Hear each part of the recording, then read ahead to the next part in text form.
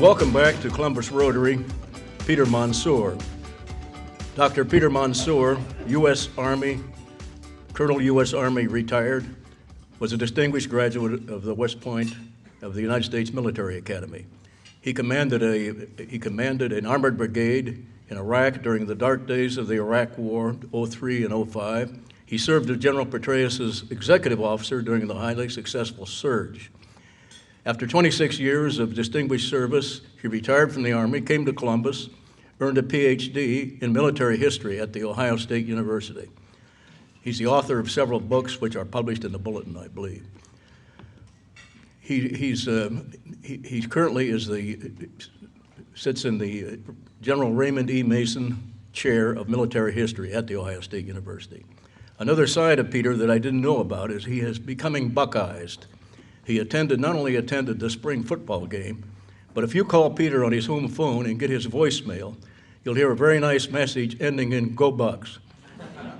So as a certified Buckeye and a life member of the Buckeye Nation, you can feel free to comment on the quarterback situation as well. Please welcome Peter Mansoor.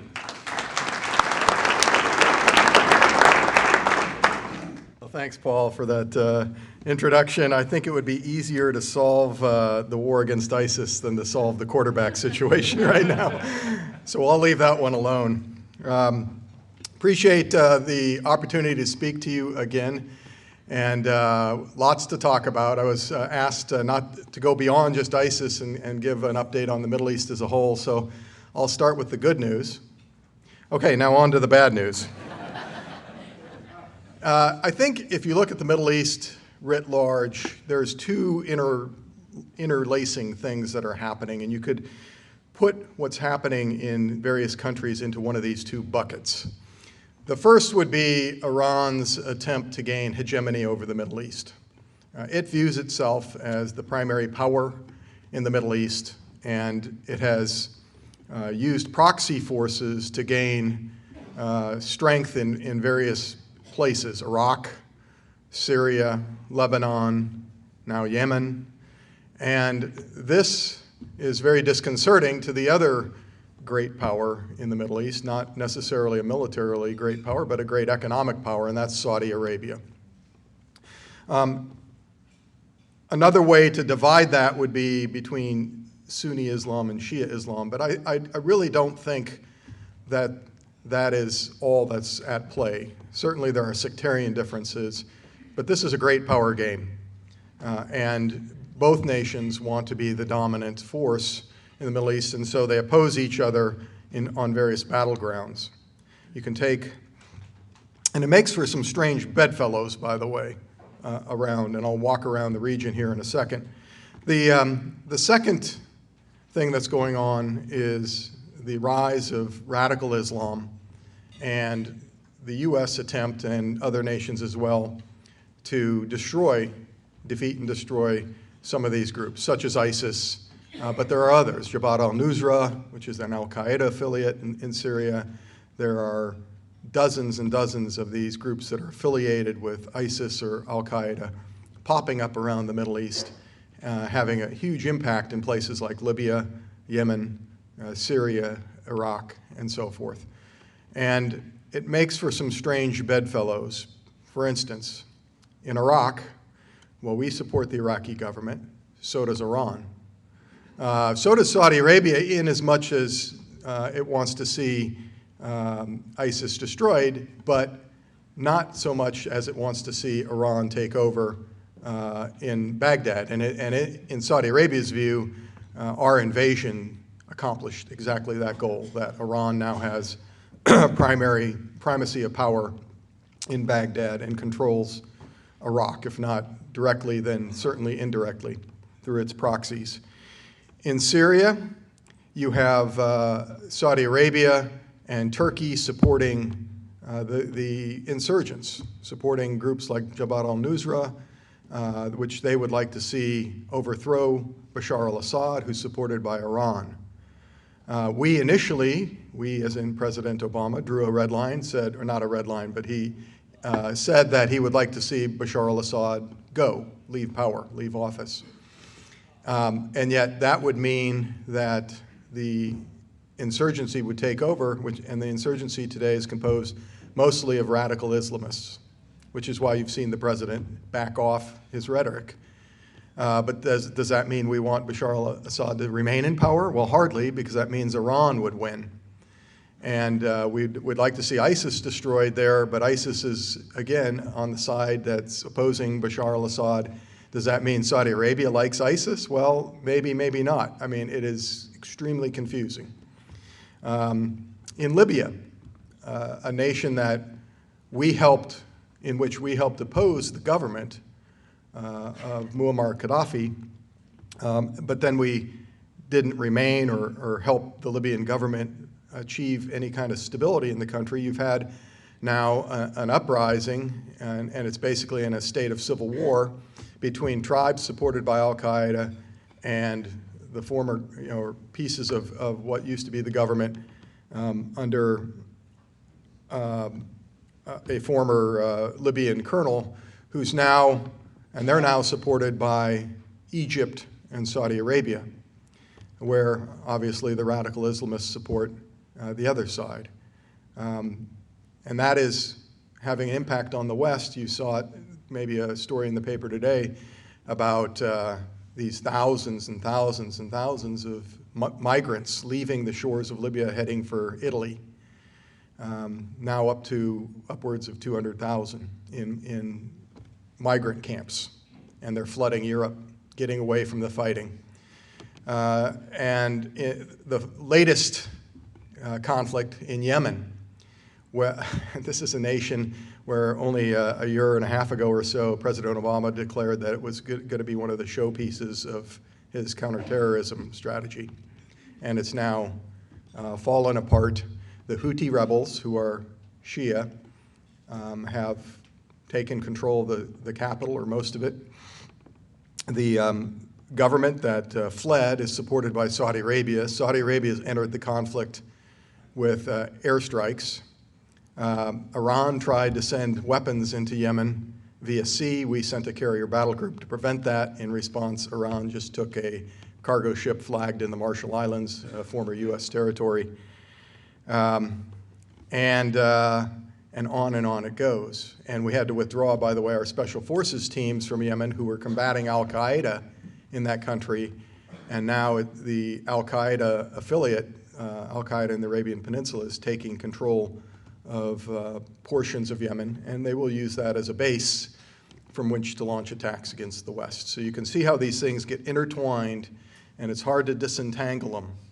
But you have Saudi Arabia and Iran and the conflict between those two states, and then you have the United States trying to tamp down terrorism, and then you have a lot of other local things at play as well. So let's drill down, focus just on ISIS. ISIS is the successor group to Al-Qaeda in Iraq, a group that we nearly destroyed during the surge of 2007, 2008, but we never finished the job for a variety of reasons.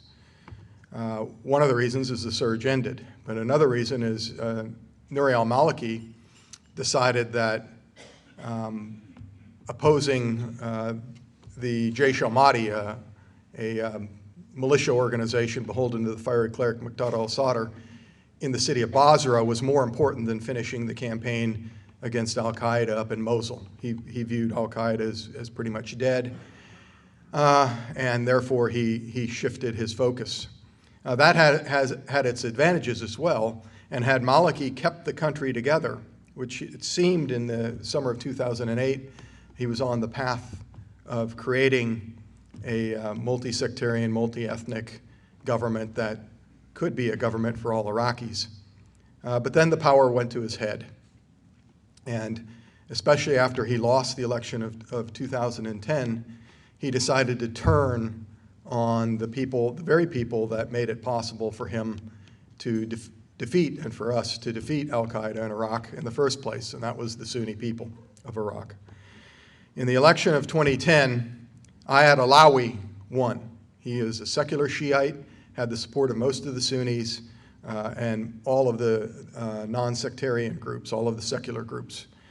And instead of backing him in his bid to become prime minister, we decided our ambassador on the spot, Christopher Hill, decided that Maliki was our guy and that we were going to back him for another term in office. And this in direct contravention to what General Ray Odierno was telling the president, that Maliki had become highly sectarian and that he was a danger to all the successes that we had gained during the surge. The most recent book, and a very excellent work on this period, is Emma Sky's The Unraveling, just came out a couple weeks ago. Emma was a British national who was General Odierno's political advisor, and I know her quite well. She's just an excellent person, and I think her account is really telling. Instead of backing the person that had won the election, we backed Maliki, and in fact, the deal that gave him enough votes to become prime minister again was crafted in Tehran. And it was a deal for the office of the Martyr Sadr to throw its votes behind Maliki and in return for some cabinet positions. So what did this do with the Sunnis? We had told them, if you just re-enter the political process, you'll get your fair share of power and resources through the ballot box. They bought into that during the surge and after. And in 2010, they won the election. And what did they get for it? Nothing. They didn't even get a chance to form a government. And furthermore, when Maliki took office again for another term, he turned on the Sunnis because he viewed them as a political threat, and he jailed their politicians, attacked their protest camps, their peaceful protest camps, by the way. And he jailed hundreds, if not thousands, of Sunni young men, and many of them subjected to torture and interrogation, kept without trial or charges. In other words, he was becoming a Shia Saddam Hussein. And the Sunnis said, well, you know, we did everything that you asked of us, and this is what we got in return. We would rather just go back into armed opposition to this government. And at that point, you could see the security situation spiraling back downhill. That's why beginning in 2011, you can see things turning for the worse. Meanwhile, al-Qaeda in Iraq, which had, like I said, been nearly defeated, it went across the border into Syria, where it took advantage of the Syrian civil war to metastasize like a cancer. It gained new adherents, it gained new weapons, it gained new funding. It became the largest opposition group to Bashar al-Assad, and it gained a lot of combat experience. And there it made a deal with the Ba'athist leaders, military leaders of Saddam Hussein's old army who had gone across the border into Syria. And together they decided that they would join forces with the Sunnis on the ground who had now turned against Maliki, and together they would attempt to defeat and destroy his government and regain what they considered to be their rightful place as rulers of Iraq. And that's why when they attacked, first in Fallujah in January of 2014, and then in Mosul in June of 2014, the going was so easy. The people on the ground basically said, we don't know who ISIS is, but they've got to be better than the government in Baghdad, which is Persian in their view, supported by Iran. And so this made the takeover of large swaths of northern and western Iraq fairly easy because it was a structure that had rotted from within. And furthermore, the Iraqi army, which we had left not in great shape, but in pretty good shape, had deteriorated because Nouri al-Maliki removed all the competent commanders who he viewed as a potential coup threat to him and packed the armed forces with his political adherents, who knew a lot about corruption and using their military offices to gain money and power for themselves, but didn't know a lot about training their troops or taking care of them. And so when the ISIS forces, who were not all that large, but they were committed and pretty well trained and combat experienced, advanced on places like Mosul, you saw several divisions of the Iraqi army simply dissolve, and the troops gave their weapons away and then disappeared. They weren't going to fight for commanders who they had no respect for and who had not done anything to take care of them or train them. And that then led to ISIS, like I said, taking over large swaths of Iraq down the Tigris and Euphrates River corridors and approaching Baghdad. And that really spooked the Iraqi government, and it spooked the clerical establishment in Najaf as well. And Ayatollah Ali al-Sistani used a not often used call for fighters, for basically citizens to join in a jihad against ISIS. And so tens of thousands of these young men rose up, and Iran provided military advisors to form organizations, to form units, and these private militia companies and formations now are what have first stopped ISIS and then are attacking them in places like Tikrit. The Kurdish Peshmerga is another force on the ground that has worked to defeat ISIS up in the north. And so these, just checking the time here, these forces on the ground made it possible to make sure that Baghdad didn't fall. But it led to some long-term problems, especially with these militia organizations. They are now a power within the state that the state has no control over. Upwards of 40,000 perhaps. They're better armed, better trained, and like I said, advised by Iranian advisors from the Revolutionary Guards Corps, the Quds Force. And they now are sort of the shock troops that are opposing ISIS. But the government of Haider al-Abadi, the successor to Nouri al-Maliki, has very little control over these militia organizations. And no state can survive that doesn't have a monopoly on the use of force. And so this is a real issue for the United States and Iraq because we have sent our trainers over to form a new Iraqi army and ramp it up. At some point, someone's got to figure out, the Iraqi government has to figure out how are they going to demobilize these militia organizations that are, in the end, in the near term, are useful for fighting ISIS, but in the long term will chip away at the sovereignty of the government, the ability of the government to control the nation. So ISIS is probably at its zenith.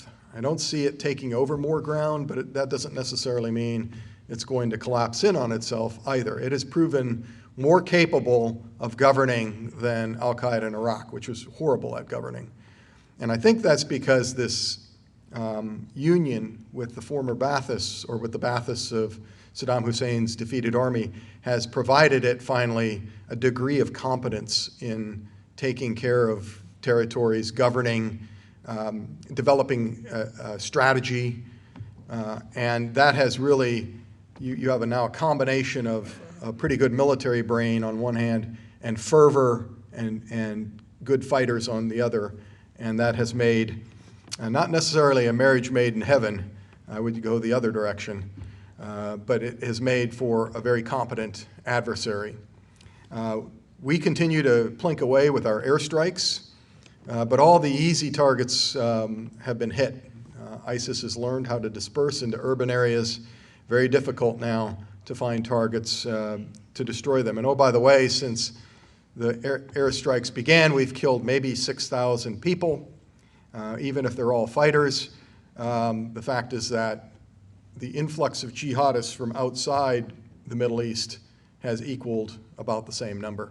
So all we are doing is keeping the strength of ISIS level. In other words, we're mowing the grass. So what is the threat here? I mean, can we just let ISIS have its little territory there in Syria and Iraq and ignore it? And I would point to three things. I don't think that's the case. I think we're going to have to destroy ISIS. I think they are much more lethal than, say, the Libyan opposition, who would probably be happy just with Libya. The first thing is that they will destabilize the Middle East. They don't believe in a caliphate that just covers parts of Syria and Iraq. Their name is the Islamic State of Iraq and al-Sham. Al-Sham is Greater Syria, Levant in English, which is why the government calls them ISIL, the Islamic State of Iraq and the Levant. But that includes not just Iraq and Syria, it also includes Lebanon, Jordan, the Palestinian territories, and Israel. And that's just their initial goal. After that, they want to recreate the Islamic Caliphate of old, wherever it once existed. That would be from South Asia, through the Middle East, through North Africa, and into Spain. They would reverse the Reconquista. And then after that, they would like to spread Islam to the entire planet. But other than that, they don't have very extensive goals. But the bottom line is they'll never get there, but they can destabilize the Middle East. And the Middle East is still a huge producer of the world's energy resources. Although we're becoming energy self-sufficient in North America, Europe and Asia are not. And so this could be highly destabilizing to the world economy. The second thing is that they do view the conflict for power in the Middle East as a Sunni versus Shia thing. That the Shia are apostates, a sect that should be destroyed. And if you're Shia, you get killed, which is why among the people they kill in these gruesome ways, methods that they use, are Shia. Anyone who's Shia gets his head lopped off. And this, because Iran is Shia, this would create, if left unchecked, a religious war in the heart of the Middle East. And if you remember the last really serious religious war the world had, this is the 30 Years' War in Central Europe. It killed off a third of the population of Central Europe. And if you overlay those kind of casualties on the number of people in the Middle East, you get obviously a very gruesome scenario, millions of deaths and tens of millions of refugees. You're already starting to see a humanitarian crisis there of very significant proportions. And the migrants heading over to Italy are just the tip of the iceberg. Finally, I would say that ISIS will attack the United States. They haven't so far because they're a little bit tied up with surviving. But if left unchecked, they have Western passport holders in their ranks. They also recruit on the internet. We had a Columbus citizen of Somali origin who went over and tried to join ISIS. His brother did and got killed off. We had two people affiliated with ISIS ideology try to attack a meeting in Garland, Texas yesterday. You probably saw that on the news.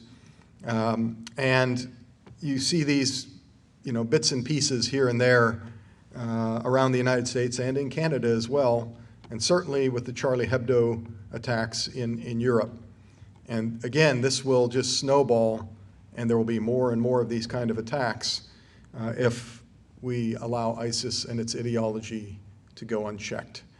So I think we don't have any choice but to not just defeat ISIS, but to destroy it. And this is going to require a strategy that's more robust than the one we have in place. What we have now are 3,000 trainers, and we have an air campaign. The air campaign, like I said, is just mowing the grass. The trainers it's a slow way of trying to ramp up the capabilities of the Iraqi army, but I don't think that's going to be enough. I think in the end, we're going to have our combat advisors accompany formations like the Kurdish Peshmerga and the Iraqi army into combat in order to call in airstrikes on the ground for them and advise them on combat operations. I think we need to help the Iraqis rekindle the awakening, the tribal rebellion that did so much to defeat al-Qaeda in Iraq. This isn't going to happen unless the Sunnis have a new political bargain. Share of the oil revenue, provincial autonomy, and their own police forces so that they can govern themselves within the framework of a larger Iraq. And this is where it gets really tough, because to make that kind of bargain, the Iraqi government is going to have to tell Iran no. It's going to have to basically go against the wishes of Iran. And Iran, like I said, has its tentacles deep into Iraqi politics. But absent that kind of political bargain, I'm not sure the Sunnis are going to buy into a fight against ISIS. And so this is a real tough situation, but it's going to require sustained and continuous engagement by the administration.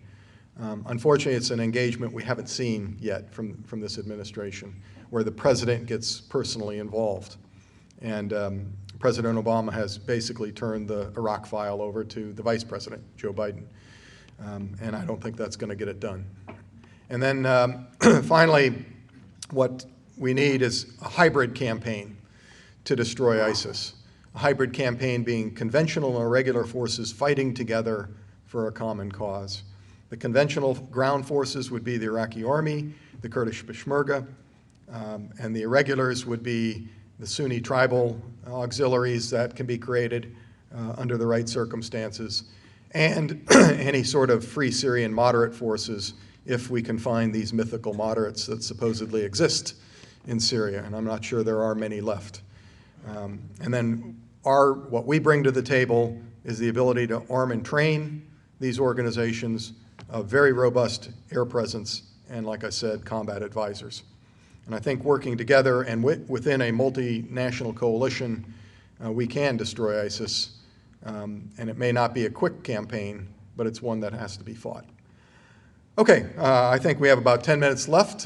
Be happy to answer any questions. I'm sure there are probably many. So fire away, so to speak. It strikes me that something like ISIS is going to need, destroying it is going to need more than just killing everybody, because it's a school of thought, it's a mentality, it's an approach to the world, and that kind of thing is very hard to get rid of. How do you suggest we achieve that? Yeah, that's a great point. The question is ISIS is an ideology, and how do we combat the ideology? Well, really, we can't combat the ideology. It has to be the people on the ground. It has to be fought within Islam. And we have to work with Islamic nations to counter that ideology within the mosques and within the public sphere of the Arab Islamic world. I've read somewhere that ISIS puts out something like 80,000 tweets a day. Well, that needs to be countered by 80,000 tweets on the other side.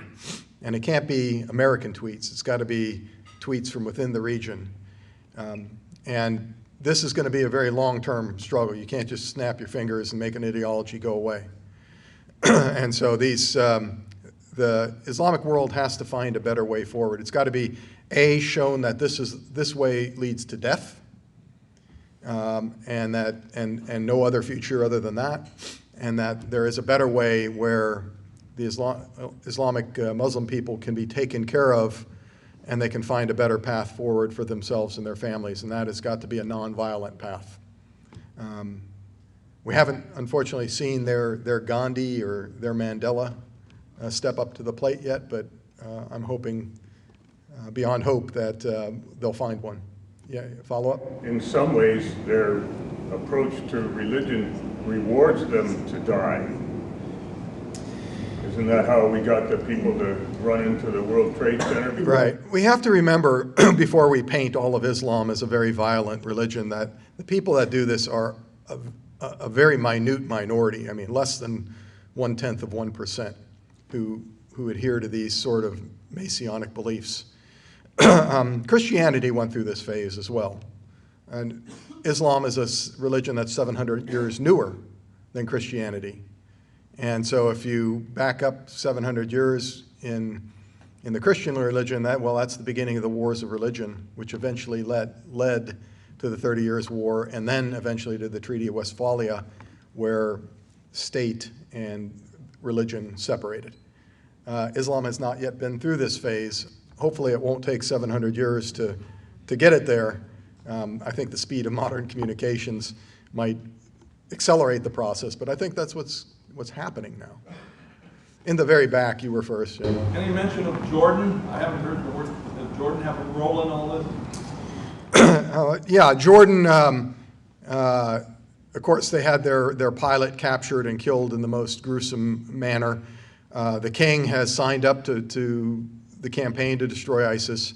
We do have U.S. troops in Jordan as trainers, and Jordan could provide a staging area for this hybrid campaign against ISIS that I referred to. It would be really valuable if the Jordanian army would provide advisors to integrate with the Arab tribes that step up to fight ISIS. And then, it could provide army forces as well, if it's willing to go that far. And I think, that should be something we should work towards. But we're not ready until the Iraqi army has significantly bolstered. I'm not sure that we're ready for a massive ground offensive against ISIS just yet. So we're going to still peck away at the periphery, the current battle being in Al-Anbar province in Ramadi. Over there. I presume you were talking about the Crusades 700 years ago, but weren't they? Wars of religion in Europe followed the Renaissance. Before the Crusades were in opposition to a prior expansion, as I understand it. I'm not a crusade expert. There were a lot of reasons for them. William McNeill would say that we were just exporting surplus male population to the Middle East to get them out of the way. Certainly there were people that went on the Crusades for loot. There was a religious aspect there where they wanted to reconquer Jerusalem, the seed of Christ, and bring that back into the Western world.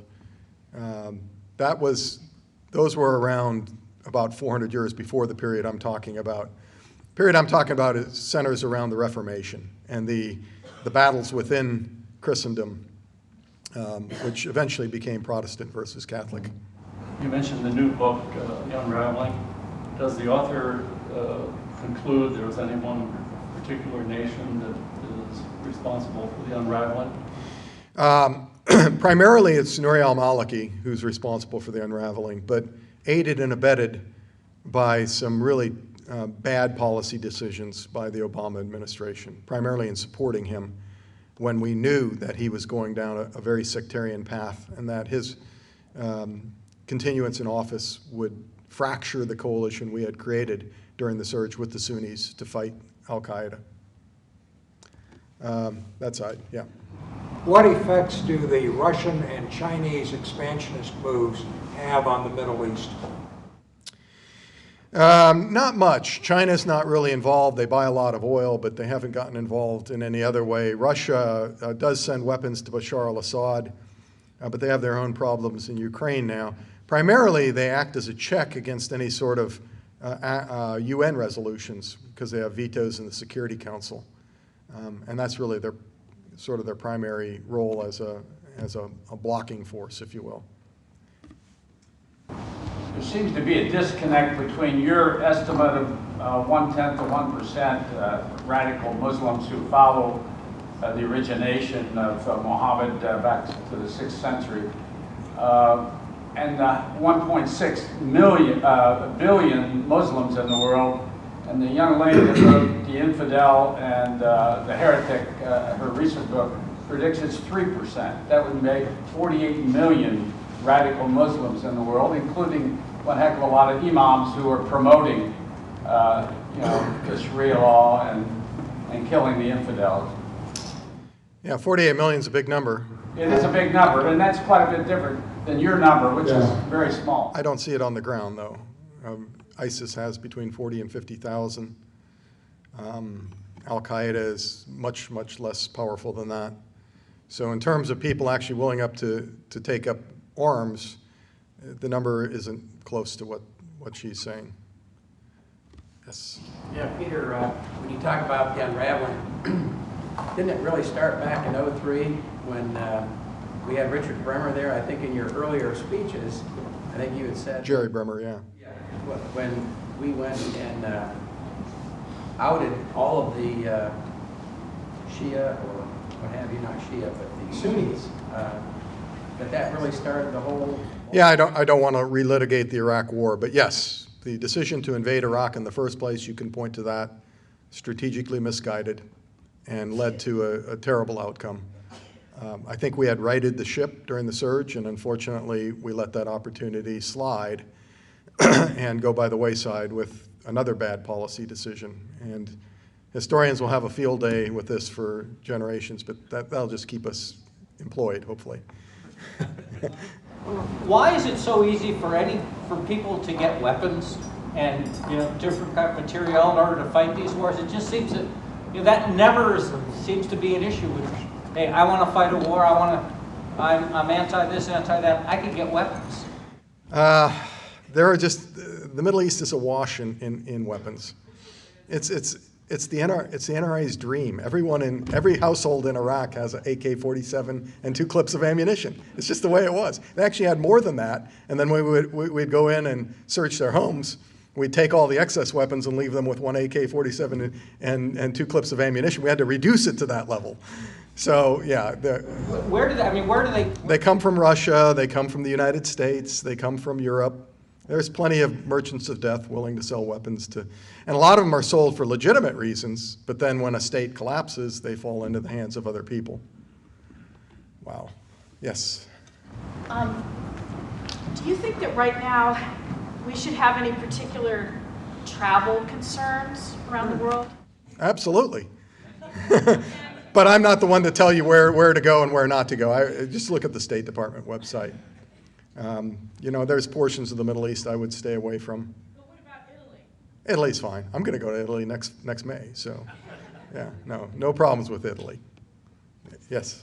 Can you comment on where you think this should sit on the list of priorities for our up-and-coming presidential candidates? Because it appears as though that we need to have a new administration that is engaged in not only fighting but destroying ISIS, and that there's a certain level of experience that can come with that.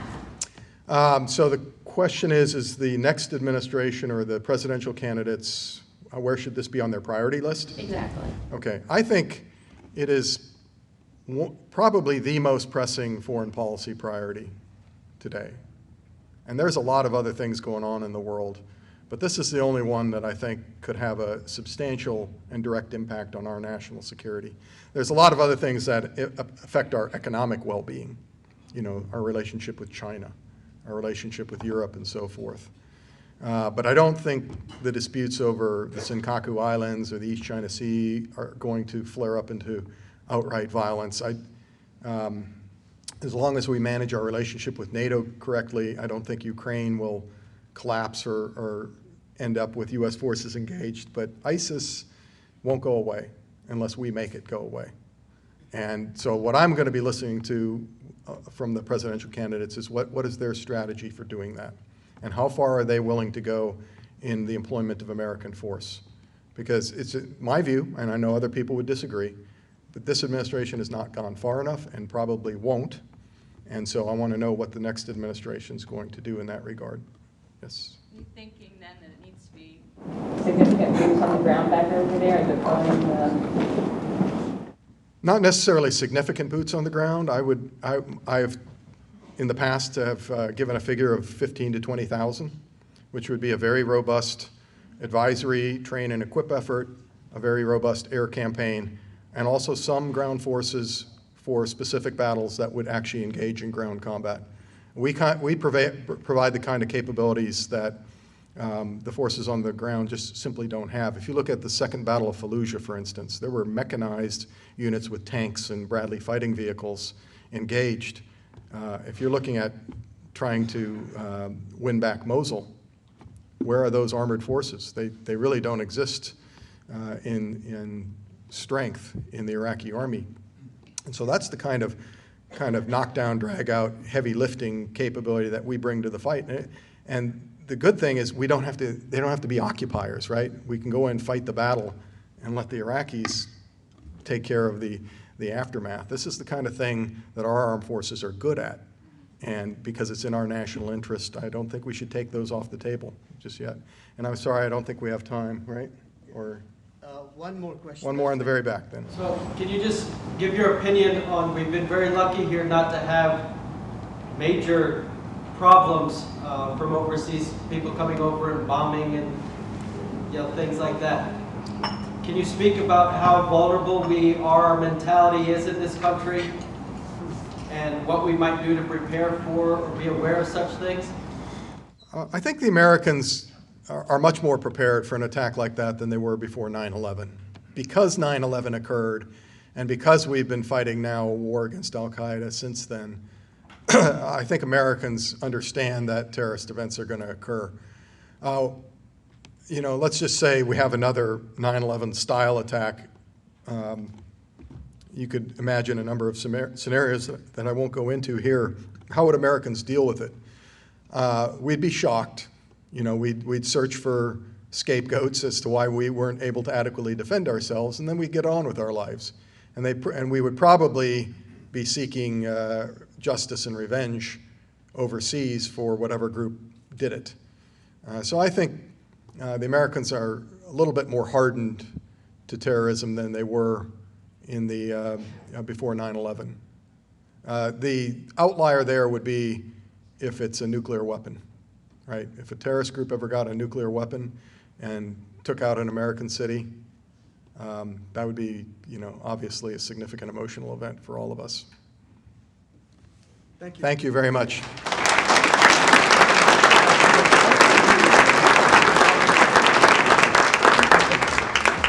Thank you, Dr. Mansoor.